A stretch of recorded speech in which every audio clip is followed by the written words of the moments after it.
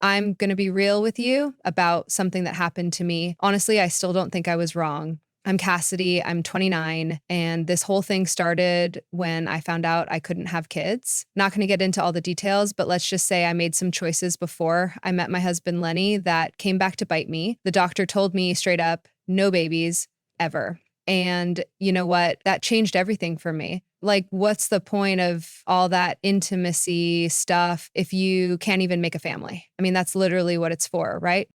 So I'm sitting there processing this news, and I realize I've been faking it for years anyway, just going through the motions because that's what you're supposed to do in a marriage. But now I had a real reason to stop pretending. Lenny was at work when I decided I was done with all of it. He does something with logistics, moving boxes around or whatever, comes home tired every day. I figured this would actually be a relief for him. No more pressure to perform, no more expectations. I thought I was being mature about it, like let's focus on the real stuff that matters in a relationship. When he got home that night, I told him straight up, we're not doing that anymore. I can't have kids, so there's no point. His face went completely blank, like he didn't understand what I was saying. He kept asking questions. What did the doctor say exactly? Could we get a second opinion? What about adoption? I shut that down real quick. I wasn't interested in playing house with someone else's kid. He tried to argue that intimacy wasn't just about making babies, that it was about connection and all that mushy stuff. But honestly, I was tired of pretending. I told him if he really loved me, this wouldn't be a problem. Real love isn't about physical stuff anyway. That's just shallow thinking. The look on his face was like I'd slapped him, but I stood my ground. I explained that this was my decision to make about my own body and he needed to respect that. If he couldn't handle being in a mature relationship where we focused on emotional connection instead of physical stuff, then maybe he wasn't the man I thought he was. Between us, I kind of enjoyed watching him scramble to understand. Like, finally, he was getting a taste of how it felt when someone just changed the rules without warning. I'd been accommodating his needs for years, and now it was time for him to accommodate mine. He kept trying to bring it up over the next few weeks, asking if we could talk to someone together, see a counselor, whatever. But I wasn't budging. I'd made my choice, and that was that. Every time he brought it up, I'd get emotional and tell him he was pressuring me about something I had already explained. Why couldn't he just accept my decision and move on? I started to see this as the ultimate test of our relationship. If he really loved me for me and not just for what I could give him physically, then he'd be fine with this arrangement. We could be companions, best friends, partners in life. Isn't that what marriage is supposed to be about anyway? What really annoyed me was how he started getting all distant and cold. Like, I'm dealing with this huge medical news and making this mature decision about our future, and he's pouting because he's not getting his way. It felt selfish, honestly. Here I was trying to evolve our relationship into something deeper, and he was stuck thinking about shallow physical stuff. I figured he'd come around eventually. He just needed time to adjust to this new reality and realize that what we had was actually better now. But Lenny didn't come around. If anything, he got worse. For the next 2 years, 2 whole years, this man would not let it go. He'd bring it up constantly, always with some new angle or suggestion. First, it was couples counseling, then individual therapy for me. Then he wanted we to see different doctors, get second opinions, try hormone treatments. The audacity, right? Like, I hadn't already thought through my decision. Like, I was some confused little girl who didn't know her own mind. It was insulting, honestly. Every conversation felt like he was trying to manipulate me into changing my position, and I wasn't having it. He'd start these discussions all gentle and understanding, thinking he was being smart about it. Honey, I'd been thinking and I'd already know where it was going, so I developed strategies to shut it down. Sometimes I'd just start crying and tell him he was making me feel broken and defective. Other times I'd get angry and storm out, making him feel guilty for even bringing it up. My favorite was when I'd flip it back on him. So, my medical condition isn't enough for you? You need me to be physically available even though I can't give you children? What kind of man does that make you? That usually shut him up real quick. Between us, I started to enjoy the control I had.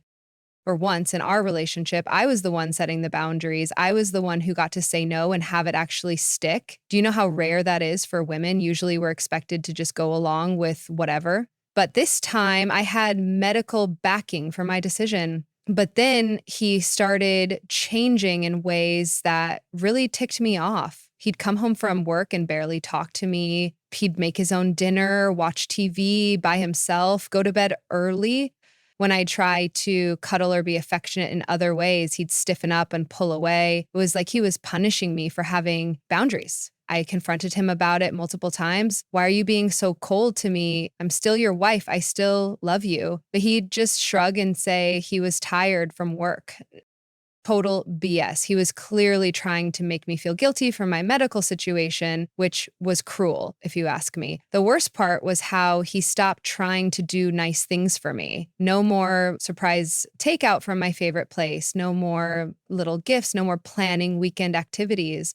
It was like he decided if he couldn't get what he wanted, he wasn't going to put an effort anywhere else either. Talk about immature. I started wondering if I'd married the wrong person. Maybe he was just one of those guys who only cared about one thing. And when that was off the table, his true colors came out. It was disappointing, honestly. I thought he was better than that. His friends started acting weird around me too, like they knew something I didn't. When we'd hang out with other couples, I'd catch them giving Lenny these sympathetic looks, like he was some victim or something. It made me want to scream. I was the one dealing with a medical condition here, but somehow he was getting all the sympathy. I tried talking to my sister about it, and even she was like, Cass, maybe you should consider counseling together. It felt like everyone was ganging up on me, trying to pressure me into doing something I'd already decided against. Why couldn't anyone just support my choice and leave it alone? Everything came to a head when Lenny handed me this letter. He'd been working on it with some counselor he'd started seeing by himself, which, by the way, felt like a betrayal. Going to therapy to complain about me behind my back, real mature. The letter was all carefully worded and diplomatic, probably because his therapist helped him write it, and basically said he loved me, but our marriage was falling apart, and could we please try counseling together? Or would I at least consider seeing a doctor about possible treatments for my condition? It ended with some garbage about how he wanted to fight for our relationship, but needed to know I was willing to fight too. Reading it made me see red. First of all, the audacity to put this all in writing, like some kind of business proposal. Second, the manipulation of making it seem like I wasn't fighting for our relationship. I was protecting myself and setting healthy boundaries, but apparently that didn't count as fighting for anything. But what really got me was the underlying message that my decision wasn't good enough, that I needed to be fixed or changed to make him happy. After 2 years of him wearing me down with the same requests over and over, here he was again, just in letter form this time. So I grabbed a red Sharpie from the kitchen drawer and wrote across his precious letter, "Go get it elsewhere because you're not getting it from me." Then I threw it at him and walked out. I drove around for hours, just furious that it had come to this. Honestly, part of me was calling his bluff. Lenny wasn't the type to actually do something like that. He was too much of a rule follower, too concerned with being the good guy. I figured this would finally make him realize how serious I was about my decision, and he'd stop bringing it up. When I got home that night, he was sitting at the kitchen table with the letter in front of him. He looked up at me and said, "Okay." Just like that. Okay. Like he was agreeing to take out the trash or something. I asked him what he meant by okay, and he said, "You've made your position clear and you've given me permission to handle my needs elsewhere, so that's what I'm going to do." I laughed because it was so ridiculous. You're not serious, but he just folded up the letter and put it in his wallet. "I'm completely serious. You've told me for 2 years that this is how you want our marriage to be. I just put it in writing, so now I know where we stand." The weird thing was he wasn't angry or emotional about it. He was just matter of fact, like he'd been planning this conversation for months. It honestly creeped me out a little. This wasn't the Lenny I knew, the one who'd spent an hour apologizing for leaving dishes in the sink. I tried to backtrack a little, saying I was just frustrated and didn't mean it literally, but he held up the letter and said, "This seems pretty literal to me. You even underlined elsewhere." Had I underlined it? I couldn't remember. I was so angry when I wrote it. He told me he'd been thinking about this possibility for months, ever since his therapist helped him understand that some problems can't be solved if only one person is willing to work on them. Apparently, I'd made it clear I wasn't willing to work on this particular problem, so he was going to solve it his own way. I spent the next few days waiting for him to apologize or take it back, but he didn't. If anything, he seemed lighter, like some weight had been lifted off his shoulders. It was unsettling. 3 months later, I found out Lenny had actually done it. He was seeing someone else. I wasn't supposed to find out the way I did. I was picking up his work shirts from the dry cleaner when the woman behind the counter made some comment about how nice it was that he'd found someone who made him smile again. When I asked what she meant, she got all flustered and started backtracking, but the damage was done. I confronted him that night, and he didn't even try to deny it, just asked if I wanted to know details or if I preferred to keep things general. The casual way he said it made me want to throw something at his head. "You're cheating on me," I said, because apparently I needed to spell it out for him. He went to his wallet and pulled out my letter, now all folded and worn, like he'd been carrying it around for months. "You told me to get it elsewhere." "This is elsewhere."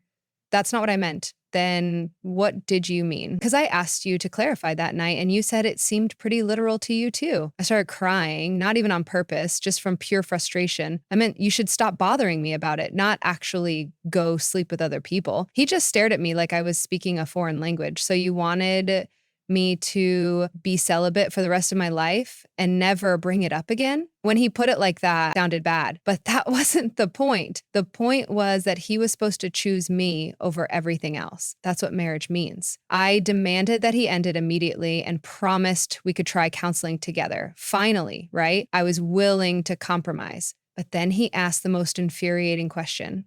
"What's the goal of counseling? To get you to change your mind about physical intimacy?"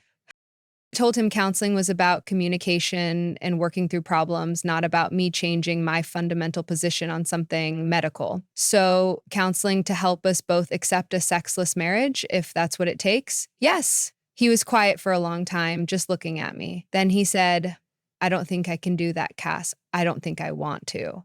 The honesty was like a slap in the face. After everything we'd built together, after 3 years of marriage, this was more important to him than our actual relationship. It proved everything I'd suspected about his priorities. I told him he needed to choose me or her, end the affair, and we'd figure out counseling, or I was done. What would counseling accomplish if you're not willing to discuss the main issue in our marriage? The main issue is that you're cheating. The main issue is that you unilaterally decided to change our marriage and told me to get my needs met elsewhere when I couldn't accept it. We went in circles.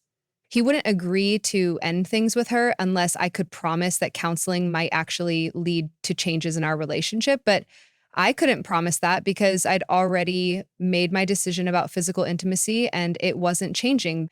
The next few months were absolute hell. Lenny was basically living a double life, coming home to me, but spending time with whoever this other woman was. He wasn't even trying to hide it anymore. He'd get texts and just answer them right in front of me. He'd shower and change clothes before coming home some nights. I tried everything to get him to stop. I'd cry and tell him how much he was hurting me. I'd get angry and threaten to leave. I'd try to be sweet and remind him of all the good times we'd had together. Nothing worked. The worst part was how calm he stayed through all of it. Like he'd made peace with the situation, and I was the one being dramatic. When I'd scream at him about how this was destroying our marriage, he'd just say, "Our marriage was already destroyed.